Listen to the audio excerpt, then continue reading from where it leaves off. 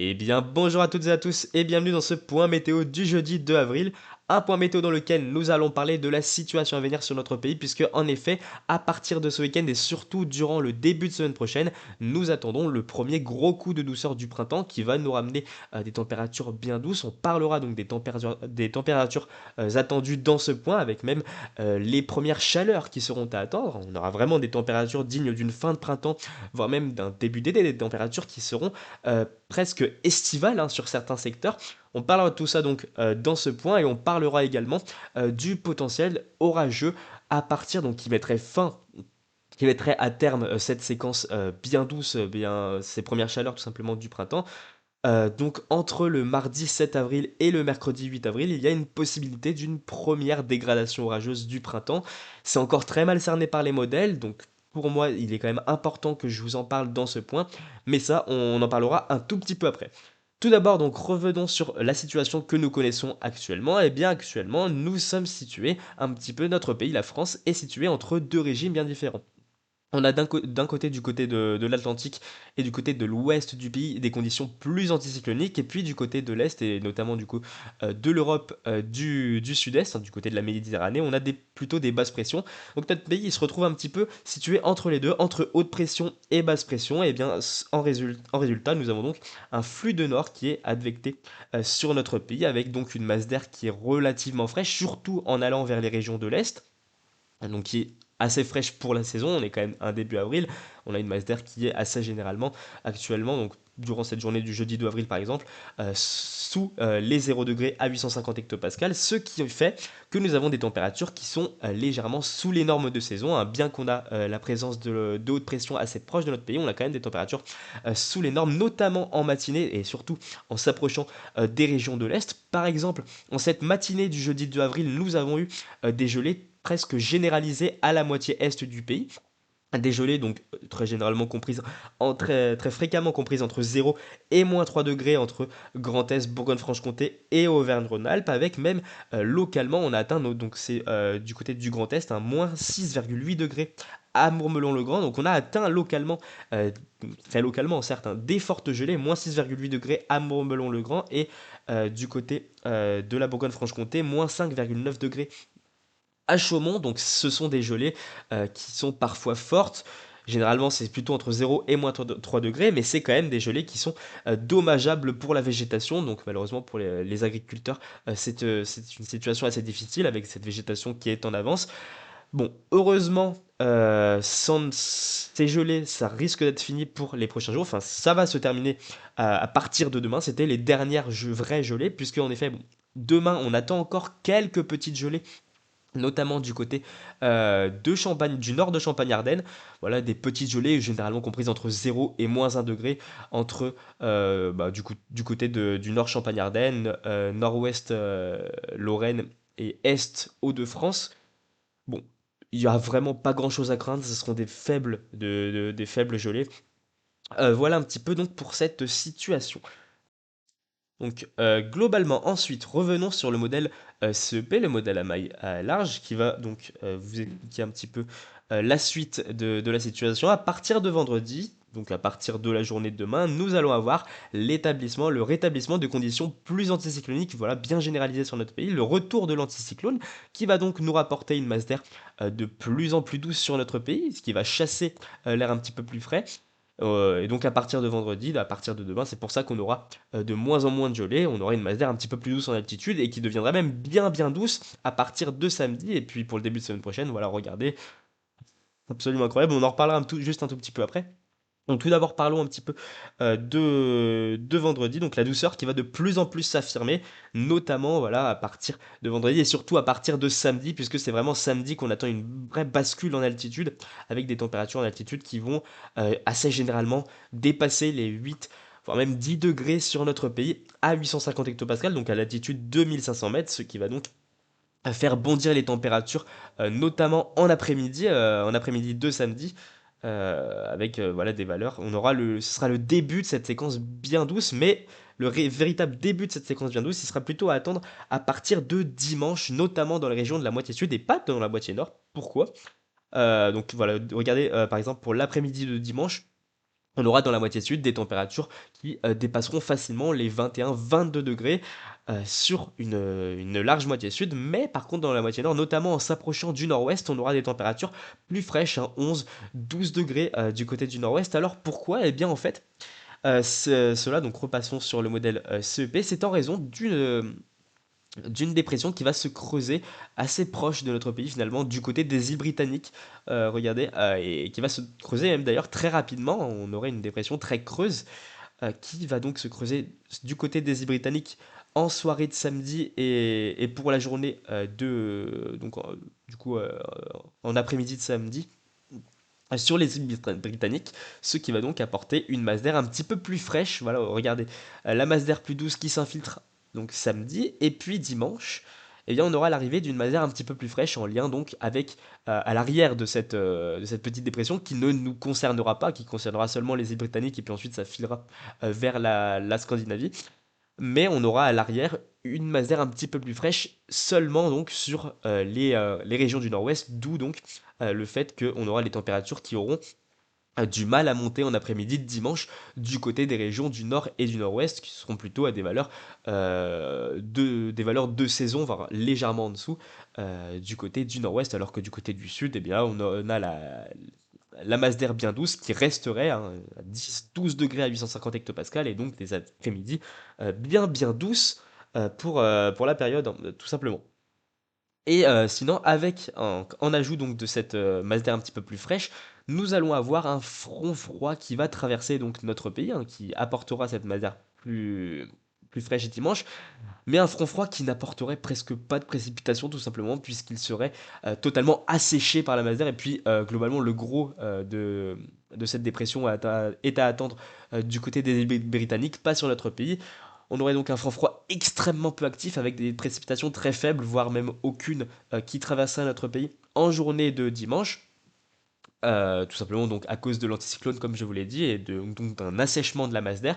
Mais ce que l'on attend en journée de dimanche et notamment donc pour la fin d'après-midi et la soirée de dimanche, eh bien c'est à l'avant, étant donné que nous serons sur une masse d'air un petit peu plus douce, eh bien nous aurons des orages de masse d'air chaud qui pourront se développer notamment entre le centre-est du pays et le nord-est, hein, entre Auvergne-Rhône-Alpes, Bourgogne-Franche-Comté et Grand Est. Il va falloir affiner un petit peu la localisation de ces orages, mais on pourrait avoir des orages de masse d'air chaud qui pourraient se développer donc en fin d'après-midi et soirée de dimanche, comme le voit par exemple le modèle CEP, là en plein milieu d'après-midi d'ailleurs, donc du côté du Grand Est, selon le modèle CEP. On a d'autres modèles qui voient ces risques orageux, donc des orages de masse d'air chaud. Pour dimanche, pas grand-chose hein, à attendre évidemment, hein. Mais c'est quand même un petit peu important d'en parler. Voilà, là par exemple, Hukumo qui est assez agressif du côté de l'ouest du Jura et de la Saône-et-Loire Est-Côte d'Or, à Rome qui a Hukumo qui est un petit peu agressif, excusez-moi, du côté de ce côté-là, qui voit bien les orages, et puis par exemple du côté du modèle WRF. Alors, alors regardons donc ce que prévoit le modèle WRF, qui est d'ailleurs le modèle type hein, qu'on utilise pour prévoir des situations orageuses. Le modèle WRF donc qui voit de l'instabilité du côté du centre-est du pays pour la journée de dimanche. Voilà, qui voit pas mal d'instabilité du côté du centre-est, du côté de mon secteur, ça pourrait être sympa, et également du côté du nord-est. Donc qui dit instabilité dit aussi le développement d'orages, hein, instabilité. Et voilà, la WRF qui voit bien ces petits orages de masse d'air chaud se développer, par exemple du côté du centre-est. Pas grand-chose à attendre, mais c'est quand même un petit peu important de le préciser. Sinon, reparlons un petit peu des températures et revenons sur la synoptique générale, puisque après ce rafraîchissement que très temporaire hein, du côté du nord-ouest, qui nous permettra donc d'avoir les quelques petits orages entre centre-est et nord-est, et un rafraîchissement des températures du côté du nord-nord-ouest, notamment en s'approchant des côtes du nord-ouest, eh bien ce petit rafraîchissement, comme je vous l'ai dit, il ne resterait que très temporaire. Regardez les températures à 850 hectopascales, euh, voilà le petit rafraîchissement qui sera ensuite très rapidement remplacé par de l'air bien doux, encore plus doux hein, que donc en début de semaine prochaine.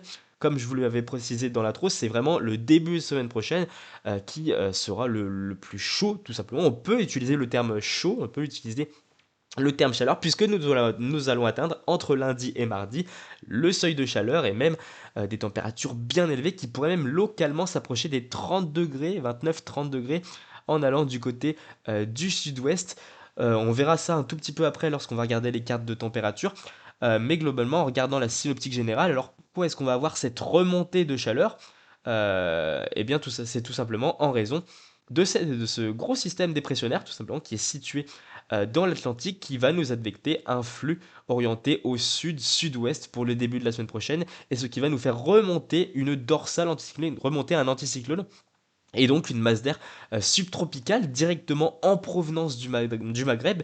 C'est pour cela qu'on va avoir une masse d'air extrêmement douce qui va s'infiltrer sur notre pays avec une température de la masse d'air à 1500, à l'altitude de 1500 mètres, donc la masse d'air à 850 hectopascales, qui pourrait globalement, généralement sur notre pays, dépasser les 12 degrés et même atteindre 14, 15, 16 degrés localement, par exemple en s'approchant du sud-ouest, 16 degrés à 850 hectopascales, c'est une masse d'air qui est tout simplement digne, qui est tout simplement estivale, une masse d'air en altitude estivale, ce qui va nous apporter donc des températures bien douces et même un petit peu chaudes dans certaines régions. Pour le début de semaine prochaine, entre lundi, donc dimanche, les premières chaleurs du côté, les premières températures bien douces du côté du sud, lundi et mardi, avant ensuite un rafraîchissement à partir de mercredi en lien avec un conflit de masse d'air, et c'est là qu'on attendra potentiellement euh, les premiers, euh, les premiers orages, une première dégradation orageuse, mais on en reparlera un petit peu après. Il y a beaucoup d'incertitudes concernant cette dégradation orageuse. Bon, tout d'abord, parlons un petit peu des températures qui seront à attendre. Donc des températures dignes d'une fin de printemps, voire d'un début d'été, comme je vous l'avais précisé. Donc on va venir voilà, sur le modèle CEP, qui est un modèle que j'adore utiliser tout simplement. Donc modèle CEP bien efficace. Donc dimanche, voilà, des températures bien douces sur la moitié sud, 20, on dépassera assez facilement les 20-22 degrés, même localement on pourrait atteindre 23-24 degrés du côté de la région PACA et également du côté en fait du bord de la Méditerranée et du sud-ouest, avec des températures plus fraîches du côté de la moitié nord. Lundi matin, également du côté du nord-ouest, étant donné qu'on aura toujours cette masse d'air un petit peu plus fraîche qui résistera, on aura des températures bien fraîches lundi matin du côté des régions du nord, et puis ensuite, par contre, lundi après-midi, là, ça y est, flambée de chaleur, des cartes bien rouges. Ça y est, les cartes bien rouges qui vont commencer à faire peur un petit peu tout le monde. Bon, les cartes sont excessivement rouges, je trouve, pour du 20 degrés, mais bon, ça, c'est pas de ma faute, c'est météo ciel. Euh, en tout cas, voilà, en après-midi de lundi, on aura les 21-22 degrés qui seront dépassés assez facilement sur une grande moitié sud du pays, même qui remonteraient du côté des régions centrales, slash même au sud de l'Île-de-France, les 20 degrés qui arriveraient jusqu'au sud de l'Île-de-France, du côté de la région Pays de la Loire, Bourgogne-Franche-Comté, etc. Donc voilà, ça sera en dessous de ces régions qu'on aura les 20 degrés qui seront dépassés très facilement, hein. Des températures très douces sur tout le territoire, même du côté des régions du nord, ça y est, les températures se réchaufferont assez nettement. Et puis évidemment, regardez du côté d'un quart sud-ouest ce que nous allons atteindre. Des températures au-dessus des 25 degrés, donc au-dessus du seuil de chaleur, qui seront atteintes assez généralement, avec même, en s'approchant du Pays Basque et des Landes, les 28-29 degrés, voire même potentiellement localement les premiers 30 degrés du printemps qui seront possiblement atteints de ce côté-là en après-midi de lundi. Ensuite, donc la matinée de mardi sera également très douce, hein. Regardez, 11, 12, 13 degrés du côté de l'ouest du pays. Et puis mardi, eh bien cette grosse douceur, ces premières chaleurs s'étendront sur tout le pays cette fois-ci, y compris les régions de la moitié nord, avec donc des températures au-dessus des 20 degrés quasiment généralisées à notre pays, avec même 22, 23, 24 degrés qui pourraient être atteints du côté des régions centrales, donc du côté de la région centre, nord-Auvergne, ponctuellement aussi en allant jusqu'à l'Île-de-France. Des températures bien douces, ponctuellement chaudes, qui seront à attendre également du côté du sud-ouest. Alors, plutôt en début d'après-midi, voilà, on dépassera également les 25 degrés du côté du littoral. Et puis ensuite, ça va être le rafraîchissement qu'on voit très bien, ce brutal changement de masse d'air qui est très bien modélisé sur les températures de CEP. Ce brutal changement de masse d'air qui s'opérait du coup en fin d'après-midi de mardi et puis ensuite pour la journée de mercredi et pour la suite, voilà des températures beaucoup plus fraîches qui seront à attendre. Des températures tout simplement un petit peu plus de saison qui seront de retour après à partir de mercredi, surtout à partir de jeudi, puisque mercredi on aura encore la persistance de températures assez douces, notamment du côté des régions de l'Est. Euh, euh, voilà donc pour les températures attendues. On a, je pense avoir bien fait le tour. Et puis ensuite, donc, comme je vous l'avais dit en intro, revenons un petit peu sur cette potentielle première dégradation orageuse qui est assez mal cernée par les modèles. Bon, pourquoi est-ce qu'on aurait cette première dégradation orageuse?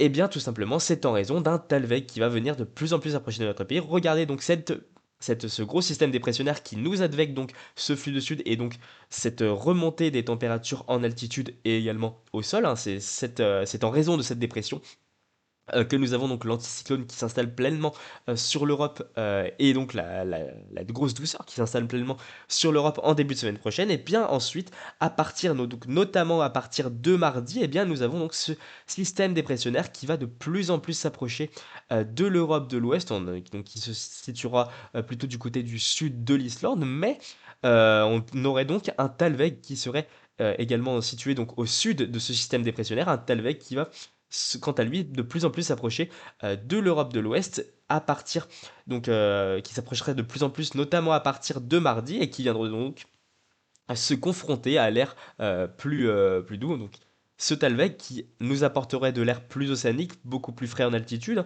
Regardez juste ici, de l'air à 0 degré à 850 hectopascales qui se confronterait à de l'air bien doux, donc en provenance tout simplement en raison de cet anticyclone. On aurait donc un conflit de masse d'air entre les deux, hein, de l'air bien doux à l'est, de l'air plus frais en provenance de l'ouest en raison de ce Talveg.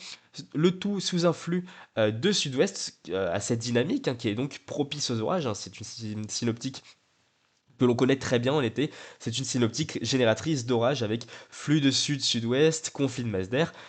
Finalement, c'est le cocktail qu'il nous faut pour avoir des orages. Mais il y a des incertitudes. Certains modèles ont un petit peu de mal à voir ce Talveg à cette dynamique. Par exemple, il me semble que c'est le modèle UCMO qui voit un Talveg un petit peu moins dynamique. Alors, il s'est actualisé, peut-être qu'il s'est actualisé dans mon sens, on va voir. Ouais, le modèle Ukmo qui voit un Talveg un petit peu moins dynamique, là on voit bien des isobars, enfin l'écartement des géopotentiels qui est un petit peu plus élevé. Et puis on voit que ce Talveg s'isolerait ensuite en goutte froide du côté du sud de l'Espagne, ce qui limiterait un petit peu les développements orageux puisqu'on aurait un conflit de masse d'air qui se déroulerait quand même. Mais bon, il y a quand même des incertitudes. Pas tous les modèles voient ce risque orageux. Certains modèles voient plutôt l'arrivée, le retour donc d'une masse d'air plus fraîche et l'arrivée de pluie par l'ouest. Mais on a d'autres modèles. C'est quand même globalement le scénario qui est majoritaire actuellement. Hein. Le scénario orageux est actuellement majoritaire avec donc c'est une synoptique qui est propice à ce scénario orageux. Par exemple, regardons les prévisions du modèle CEP, bon, évidemment, on est encore à une échéance qui est un petit peu lointaine pour affiner, pour prévoir les orages. Donc, je ne vais vous émettre une grande tendance sur les secteurs qui pourraient être concernés. Donc, les orages qui pourraient commencer à partir de mardi 7 avril. Donc, là, par exemple, du côté du sud-ouest du pays, des orages qui pourraient ponctuellement donc, se manifester en fin d'après-midi, des orages qui pourraient ensuite se généraliser un petit peu plus du côté des régions centrales. Là, on voit très bien ces cellules orageuses juste ici, par exemple, du côté de l'Auvergne, mais également du côté des Hauts-de-France et de l'Île-de-France en matinée de mercredi. C'est une prévision parmi tant d'autres. Ces secteurs sont donc ces risques orageux sont bien amenés à évoluer. Mais globalement, les risques orageux pour avoir une dégradation orageuse se situeraient donc entre mardi 7 avril, notamment du côté de l'ouest et plus particulièrement du côté du sud-ouest. Hein, donc pour la fin d'après-midi et la soirée de mardi 7 avril, globalement, ce sont ces secteurs-là qui pourraient être le plus concernés. Ponctuellement, on pourrait aussi avoir des orages du côté de la Bretagne. Certains modèles le voient, un petit peu moins le modèle CEP. Si là, il le voit juste ici, alors est-ce que ce serait plutôt un gros paquet pluvieux ou alors est-ce qu'on aurait plutôt des orages On va regarder l'instabilité. On va regarder l'instabilité pour voir ça pour mardi 7 avril. Bon, après, le modèle CEP, c'est pas forcément le meilleur modèle pour regarder l'instabilité. What? Attends, c'est quoi cette échelle de valeur là? 2002 Cape, c'est du bleu, d'accord. D'accord, le modèle CEP, c'est quoi cette échelle sud? C'est la première fois que je vois ça. Bon, bah, il y aurait énormément d'instabilité du côté du sud-est. Selon le modèle CEP, là, d'accord, bon. Faudra regarder WRF pour voir l'instabilité, hein, ce sera quand même un petit peu mieux, et le modèle arôme, quand on sera à plus proche échéance. Voilà un petit peu pour mardi, hein, les secteurs qui pourraient être le plus concernés. Et puis pour mercredi, ça se déplacerait, ce risque orageux qui pourrait donc se déplacer du côté des régions centrales, du nord, et puis aussi en allant vers l'est. Globalement, ce sont ces deux journées qui sont les plus à risque orageux, les plus à risque pour ce risque orageux tout simplement. Et puis ensuite, eh bien c'est un petit peu flou, c'est un petit peu brouillon ce qu'on pourrait attendre pour la suite. Globalement, ce que les moyennes ensemblistes tentent à nous dire, ça serait plutôt le retour du flux océanique et des dépressions, tout simplement, le retour d'un petit peu d'humidité pour la suite du mois d'avril. Bon, globalement, la moyenne a un petit peu du mal à cerner tout ça. On aura le temps d'en reparler, je pense. Ouais, je pense en avoir assez dit dans ce point météo. Merci à tous de m'avoir suivi jusqu'au bout. N'hésitez pas à liker et à vous abonner si ce point météo vous a plu et si mon contenu vous plaît, bien évidemment. Ça me donne énormément de soutien. En tout cas, je vous remercie de m'avoir écouté jusqu'au bout. On se dit à bientôt pour un prochain point. Allez, ciao, ciao!